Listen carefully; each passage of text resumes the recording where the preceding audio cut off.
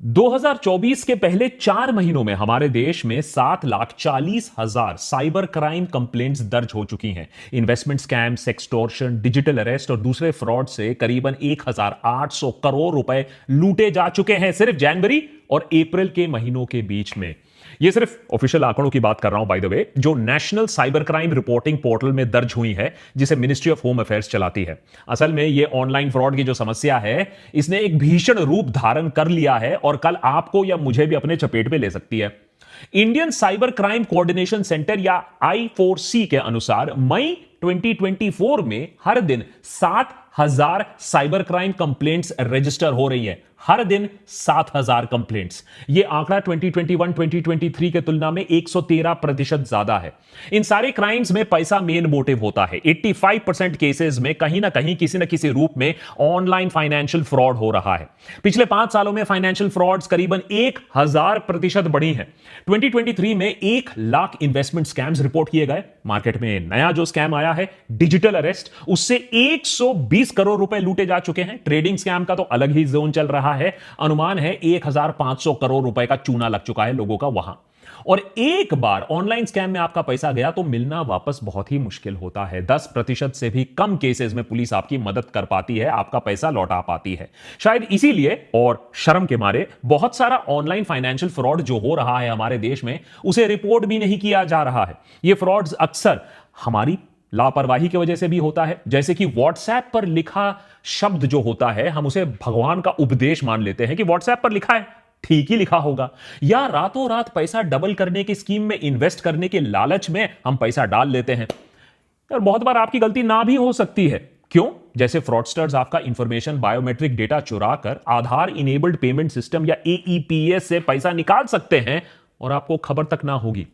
Local circle द्वारा किए गए एक सर्वे में पता चलता है कि पिछले 3 सालों में 47% अर्बन हाउसहोल्ड्स हैं जहां कम से कम एक फाइनेंशियल फ्रॉड रिपोर्ट हुआ है, चाहे वो UPI हो, क्रेडिट कार्ड हो या कोई इन्वेस्टमेंट फ्रॉड हो।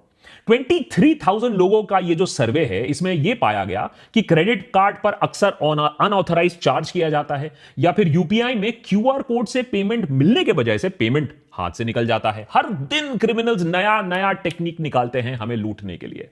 बात सिर्फ पैसे की नहीं है। आए दिन सुर्खियों में हमें यह खबर भी दिखने को मिलती है कि कैसे फाइनेंशियल फ्रॉड, एक्सटॉर्शन या इलीगल लोन एप्स के वजह से लोग अपनी जान तक ले रहे हैं। इसीलिए देशभक्त के आज के एपिसोड में हमने यह एपिसोड आपको आगाह करने के लिए बनाया है कि कैसे आपके फैमिली, आपके फ्रेंड्स को आप सुरक्षित रख सकते हो और अपने आप को भी सेफ रख सकते हो इस सबसे बड़े फ्रॉड से। किस किस रूप में आते हैं ये ऑनलाइन फ्रॉड? सरकार क्या कर रही है इस आपदा से निपटने के लिए? और उससे भी ज्यादा आप क्या कर सकते हो अपने आप को सुरक्षित रखने के लिए? बड़े बड़े फ्रॉड्स में नेता, बिजनेसमैन, टैक्स पेयर का पैसा खा जाते हैं, लेकिन ये जो ऑनलाइन फ्रॉड है ना, उससे भी ज्यादा खतरनाक है। ये फ्रॉडस्टर्स आपके बैंक बैलेंस को, आपकी इज्जत को, आपकी जिंदगी तक को खा जाएंगे और डकार तक नहीं लेंगे। और इसीलिए इसे आप रोक सको, आप लोगों को आगाह कर सको, हमने इस वीडियो को एकदम कॉपीराइट फ्री बनाया है। आप इस वीडियो को शेयर करो, डाउनलोड करो, रीअपलोड करो, कोई प्रॉब्लम नहीं है। बस अपने फैमिली, अपने फ्रेंड्स को आगाह करो कि यह देश का सबसे बड़ा स्कैम बन चुका है। देशभक्त की पूरी टीम ने बहुत टाइम लगाकर इस एपिसोड में रिसर्च किया। 6 ऐसे लेटेस्ट या एवरग्रीन ऑनलाइन फ्रॉड्स का पता लगाया जिसके शिकार आप और मैं दोनों हो सकते हैं। और 6 ऐसे सिक्योरिटी मेजर्स के बारे में भी हम बात करेंगे इन अटैक से बचने के लिए। लेकिन उससे पहले आपको यह समझना होगा कि फ्रॉडस्टर्स आज सिर्फ जामतारा में कहीं कोने में बैठकर आपको फ्रॉड करने की कोशिश नहीं कर रहे हैं। आज डिजिटल फ्रॉडस्टर्स बहुत ही केपेबल, टेक्नोलॉजिकली बहुत ही नॉलेजेबल और शातिर क्रिमिनल्स बन चुके हैं। अगर आपके साथ कभी भी फाइनेंशियल फ्रॉड हुआ है तो आप चुप मत बैठो, क्योंकि यही चुप्पी क्रिमिनल्स को और हौसला देती है। अच्छे से अच्छों को इन क्रिमिनल्स ने फांसा हुआ है अपने लेटेस्ट डिजिटल अरेस्ट स्कैम में।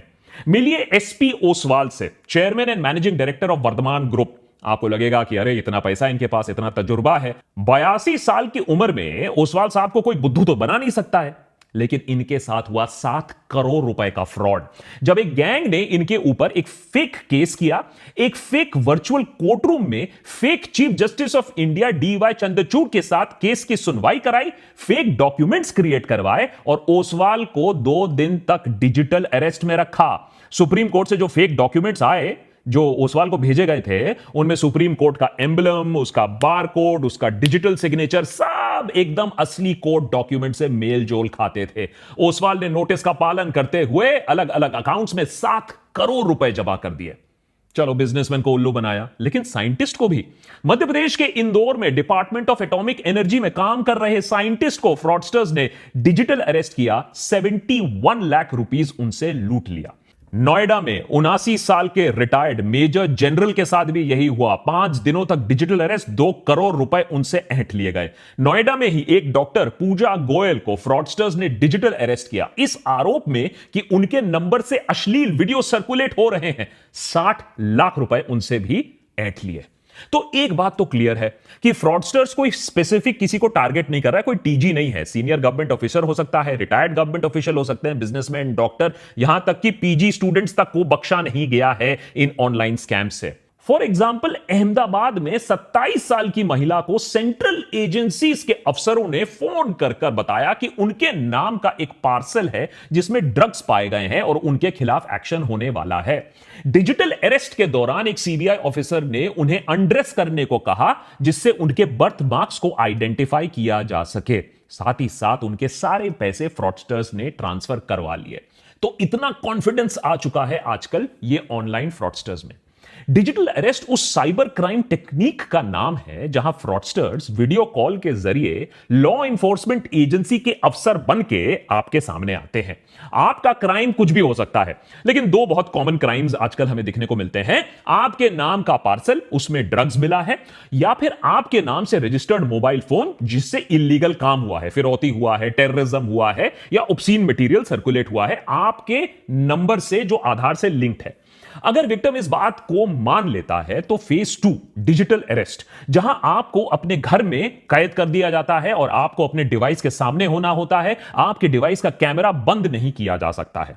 बेसिकली आइडिया फ्रॉडस्टर्स का यह है कि आपको इंटेरोगेट करेंगे और आप किसी से हेल्प नहीं ले सकते हो क्योंकि आपको कैमरा के सामने बैठना है। फाइनली वही होता है जो इन सारे केसेस में जनरली हमें देखने को मिलता है। सेटलमेंट की बात आती है और फिर आप एक मोटी रकम चुकाते हो अपनी जान बचाने के लिए, अपनी इज्जत बचाने के लिए। आजकल तो स्कैमस्टर्स पेमेंट क्रिप्टो करेंसी या गिफ्ट कार्ड में भी डिमांड करने लगे हैं जिससे उन्हें ट्रैक करना और भी ज्यादा मुश्किल हो जाए। लेकिन ये सारे फ्रॉड्स नहीं होते अगर विक्टिम्स को एक छोटी सी चीज मालूम होती कि डिजिटल अरेस्ट नाम की कोई चीज है ही नहीं हमारे लीगल सिस्टम में। लेकिन शायद हमें पुलिस और लॉ इन्फोर्समेंट का इतना डर, इतना खौफ बैठा हुआ है कि हम डिजिटल अरेस्ट का नाम सुनकर ही सरेंडर कर देते हैं। अब Indian cyber crime coordination centre ने बाकायदा एक नोटिस, एक प्रेस रिलीज जारी किया है जिसमें नागरिकों को आश्वासन दिया गया है कि लॉ इन्फोर्समेंट एजेंसी, सीबीआई हो, पुलिस हो, कस्टम, ईडी, जजेस हो, आपको वीडियो कॉल के जरिए कोई अरेस्ट नहीं कर सकता है। और अगर आपके पास कभी भी बाय द वे ऐसा कॉल आए तो उन्हें बोलो कि कम से कम घर आकर आपको नोटिस दे, घर आके आपको अरेस्ट करे। अरे डिजिटल इंडिया का मतलब इतना थोड़ा ही ना कि आप आलसी बैठ जाओ और सब कुछ ऑनलाइन ही करना शुरू कर दो। लेकिन डिजिटल अरेस्ट से बच भी गए तो क्या, अरे डिजिटल फ्रॉडस्टर्स तो हर कोने में इंतजार कर रहे हैं आपका। ये रहे 6 टॉप स्कैम्स जो हमारी टीम को मिले जिससे लाखों लोगों से करोड़ों रुपए लूटे जा रहे हैं। Number 1, UPI scam. Digital India और यूपीआई के चलते हमारी जिंदगी तो आसान हुई है, लेकिन साथ ही साथ डिजिटल फ्रॉडस्टर्स की भी जिंदगी आसान हो गई है। 2022-2023 में करीबन 1 lakh UPI based frauds report किए गए हैं। अगर आप सतर्क ना रहे तो डिजिटली आपका पैसा गायब हो सकता है बहुत आसानी से। साथ ही साथ क्यूआर कोड्स के मामले में थोड़ा सावधान रहना पड़ेगा। क्यूआर कोड कहां से स्कैन कर रहे हो, किसे पेमेंट दे रहे हो, यह थोड़ा भापना जानना जरूरी है। जैसे कि फॉर एग्जांपल अगर नहीं करोगे तो हाईटेक सिलिकॉन सिटी बैंगलोर में 41% रिपोर्टेड साइबर क्राइम इंसिडेंट्स होते हैं वो क्यूआर कोड स्कैम से रिलेटेड होते हैं। तो इतना कॉमन हो चुका है क्यूआर कोड का मिसयूज। Number 2, sextortion. बहुत ही भयानक रूप है हमारे टेलीकॉम रेवोल्यूशन और सस्ते मोबाइल फोन और सस्ते डेटा रेट्स का। स्कैमर्स लोगों को वीडियो कॉल करते हैं। बहुत बार अनजाने में लोग ऐसा अननोन नंबर से फोन उठा लेते हैं। दूसरे एंड में एक महिला अश्लील हरकतें करते पाई जाती हैं। जब तक आपको समझ में आता है कि यह मामला कुछ गड़बड़ है तब तक आपकी वीडियो बन चुकी होती है अश्लील हरकतें करते हुए। उसके बाद हमारी सदैव तत्पर पुलिस से आपको एक फोन आता है कि आपके खिलाफ ऑब्स्सेनिटी का केस दर्ज हो गया है और आपको अरेस्ट किया जा सकता है। सबूत के दौर पर आपका अश्लील वीडियो इस महिला के साथ आपके सामने पेश किया जाता है। इस समय इंसान ठंडे दिमाग से यह नहीं सोचता है कि हमारी पुलिस इतनी तत्पर कब से हो गई। अगर यह सच में ऐसा होता तो हमारा देश तो सेफेस्ट कंट्री फॉर वुमेन होता पूरी दुनिया में। फिलहाल इज्जत और नाक बचाने के लिए हम मामले को सेटल कर देते हैं पैसा देकर। आप भी खुश, स्कैमस्टर भी खुश।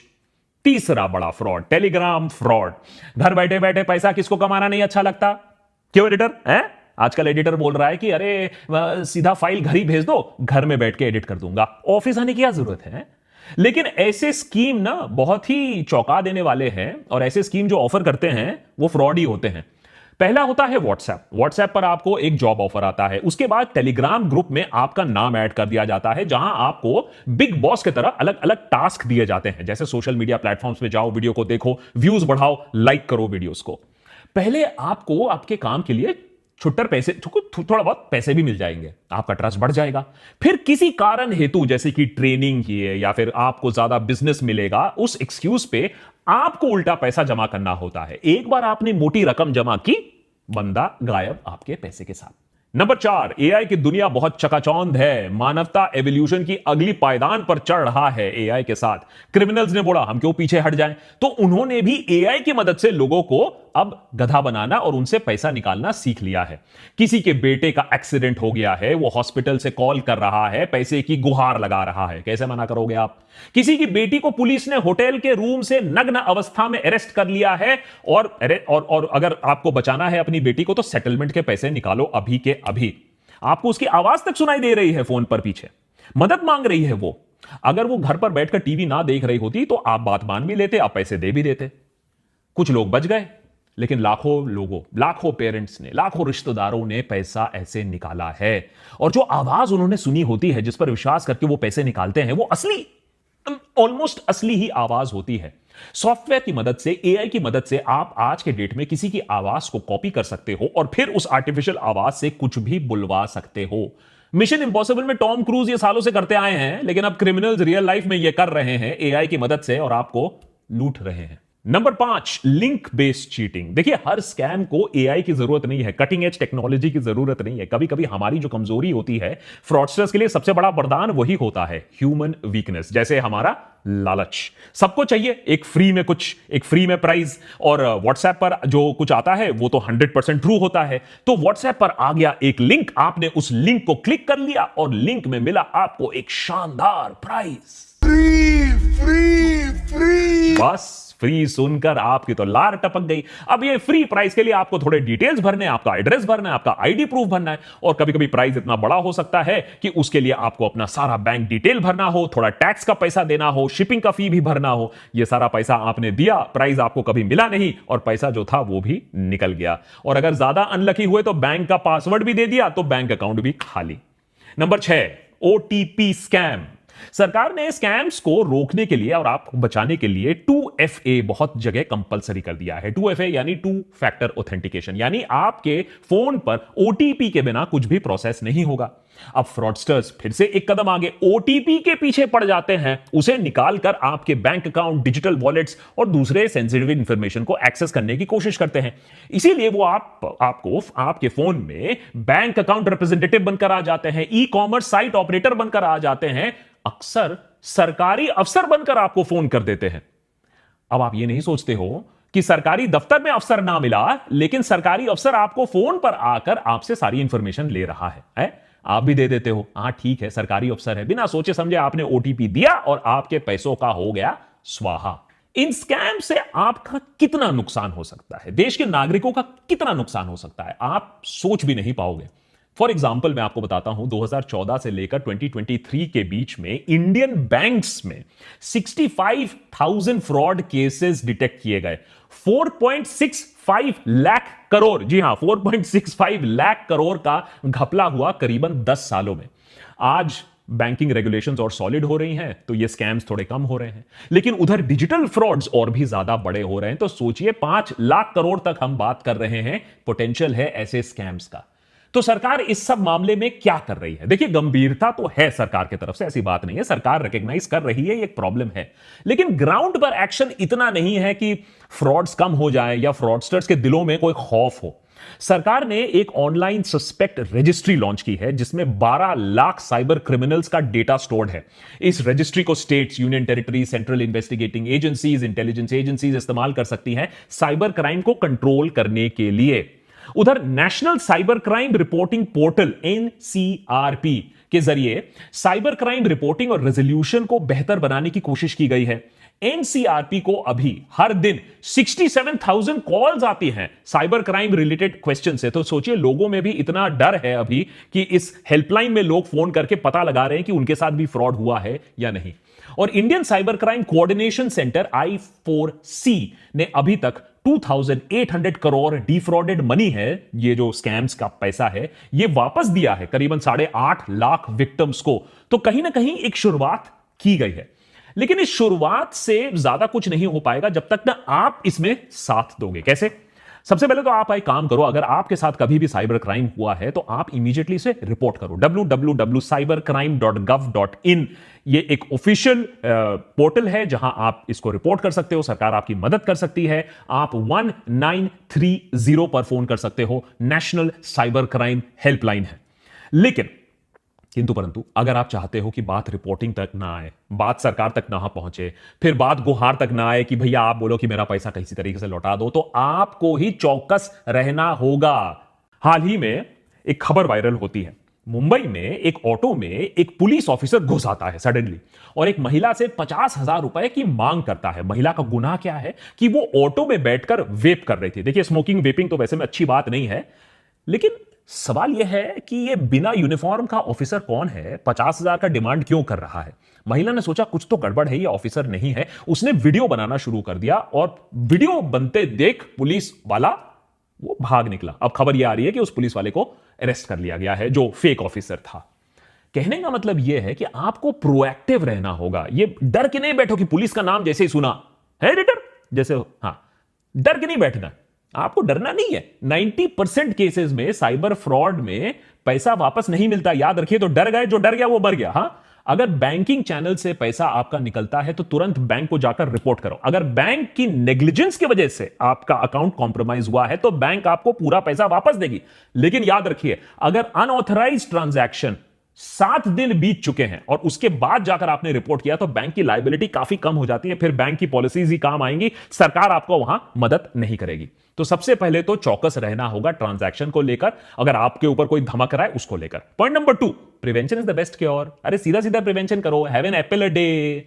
किसी अननोन मैसेज को मत खोलो, अनसोलिसिटेड लिंक को क्लिक मत करो, अननोन वीडियो कॉल को मत उठाओ, और जो बैंक ट्रांजैक्शंस हैं उन्हें हमेशा डबल चेक करके अप्रूव करो। अगर कंप्यूटर पर एंटीवायरस नहीं है, चलो वहां भी पैसा बचाना चाहते हो कोई बात नहीं, कम से कम अपने बैंक स्टेटमेंट्स को रेगुलर स्कैन करो। हर ट्रांजैक्शन पर एसएमएस अलर्ट लगाओ और ओटीपी 2 फैक्टर ऑथेंटिकेशन के बिना कुछ भी काम नहीं करने का। जो बात व्हाट्सएप पर आपने आज तक नहीं सीखा, कम से कम वो रियल लाइफ में सीख लो कि कोई भी क्यूआर कोड जो आपको दिखता है उसे ब्लाइंडली ट्रस्ट नहीं करने का। कोई भी पेमेंट लिंक जो आपको दिखता है उसे ब्लाइंडली पे नहीं करने का। किसी भी पेमेंट जहां दे रहे हो, देखो किस गेटवे को इस्तेमाल कर रहे हो, किस सॉफ्टवेयर को इस्तेमाल कर रहे हो, और मल्टी फैक्टर ऑथेंटिकेशन का आप इस्तेमाल करो। जैसे कि आप में क्रेडिट कार्ड में भी अगर ओटीपी है तो उसको इनेबल करो। और जो ट्रस्ट का फैक्टर है ना, इतना भी ट्रस्ट मत करो। हर अननोन नंबर को उठाने की जरूरत नहीं है। आपकी कॉलेज की गर्लफ्रेंड को अगर आपसे पैचअप करना होगा तो कोई और तरीका उसको मिल जाएगा। हर कॉल उठाने की जरूरत नहीं है। उठाओगे तो फिर आपका भी डिजिटल अरेस्ट हो जाएगा।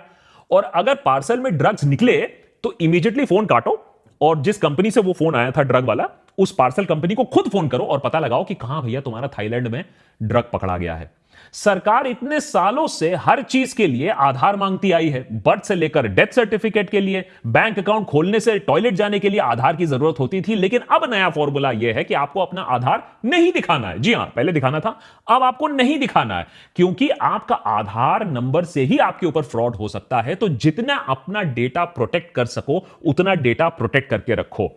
और जितना अपना पर्सनल इंफॉर्मेशन है, अपना फैमिली इंफॉर्मेशन है, हर चीज इंस्टाग्राम पे डालने की जरूरत नहीं है। थोड़ा सा अपने जो प्राइवेट इंफॉर्मेशन है उसे कंट्रोल में रखो, क्योंकि फ्रॉडस्टर्स ये भी देख रहे हैं कि आपका बेटा कब बाहर जा रहा है, कब छुट्टी पे जा रहा है, और फिर आपके पास आएगा पुलिस से फोन। नंबर 4, थोड़ा सा अवेयर होने की जरूरत है। मुश्किल है, लेकिन अगर बिग बॉस के घर में क्या हो रहा है ये आपको खबर है, तो टेक्नोलॉजी की दुनिया में भी क्या हो रहा है उसी खबर आपको रखनी पड़ेगी। प्रॉब्लम यह है कि हर दिन फ्रॉडस्टर्स नए नए तरीके खोज रहे हैं। अब हमें तो अपडेटेड रहना होगा। For example, SIM swap scam, ये क्या होता है? इससे हैकर्स आपके सिम को रिमोटली डुप्लीकेट कर सकते हैं और आपका सारा इंफॉर्मेशन चुरा सकते हैं। इसीलिए रेगुलर पासवर्ड चेंज करना भी एक वाइटल सिक्योरिटी टूल है। ओटीपी स्कैम से भी जरूर आपको बचना चाहिए कि ये जो आपका जो पर्सनल फाइनेंशियल डिटेल है कभी फोन पर नहीं शेयर करना। कोई अगर आपको कॉल कर रहा है, मैसेज कर रहा है, अपने बैंक का ऑफिशियल बोल रहा है, सरकारी ऑफिशियल बोल रहा है, तो ऑफिशियल चैनल के थ्रू जाओ, ऑफिशियल वेबसाइट के थ्रू जाओ। फोन पर जो बोल रहा है उसे मत बिलीव करो और कभी भी अपना ओटीपी किसी को मत दो। लास्टली, जो शेडी एप्स हैं ये एक नया चीज बन रहा है, क्योंकि हम सोचते हैं कि ऐप इंस्टॉल कर लेंगे, किसी ने मेहनत से ऐप बनाया होगा तो ठीक ही होगा, लेकिन ऐसे ऐप्स इंस्टॉल मत करिए। ओनली ऑफिशियल ऐप्स इंस्टॉल करिए। ऐप स्टोर, प्ले स्टोर में जिसकी अच्छी रेटिंग हो, कोई अननोन ऐप को मत इंस्टॉल करिए, क्योंकि एक बार आपने ऐप इंस्टॉल कर लिया अपने फोन पर तो वो बहुत सारी परमिशंस ले लेता है, कैमरा से लेकर, माइक से लेकर, आपके दूसरे पासवर्ड से लेकर। लेटेस्ट स्कैम अभी जो बैंगलोर से आ रहा है, एक महिला ये क्लेम कर रही है कि बैंगलोर में एयरपोर्ट में लाउंज एक्सेस के लिए ऐप डाउनलोड करने को बोला गया और उस ऐप से फोन पर पूरा कंट्रोल जमा लिया उस ऐप ने। तो ये आपको ही सुरक्षित अपने आप को रखना पड़ेगा। जैसे कि मैंने एपिसोड की शुरुआत में बताया, ये एपिसोड बिल्कुल कॉपीराइट फ्री है। आप इसे डाउनलोड करिए, आप इसे शेयर करिए, आप इसे रीअपलोड करिए, मुझे फर्क नहीं पड़ता है, लेकिन अपने फ्रेंड्स, अपने रिलेटिव्स को यह बात समझाइए कि यह देश का बिगेस्ट फ्रॉड है। 2G कोलगेट से आपका बैंक अकाउंट कम से कम नहीं जा रहा था, यह उससे भी बड़ा फ्रॉड है, जिससे आपका बैंक अकाउंट, आपकी इज्जत, आपकी रेप्यूटेशन और कुछ लोगों की जिंदगी तक जा चुकी है। So please be safe. और अगर ऐसे ही और भी एपिसोड्स आपको देखने हैं, as a matter of fact हमारे मेंबर्स ने ही बताया कि एक ऐसे एपिसोड की जरूरत है जहां लोगों को आगाह किया जाए, तो और ऐसी कौन कौन सी चीजें हैं जिनके बारे में लोगों को पता होना चाहिए, जो मेन स्ट्रीम मीडिया कवर नहीं कर रही है, हमें जरूर बताइए। देशभक्त पर हम उसे जरूर कवर करेंगे।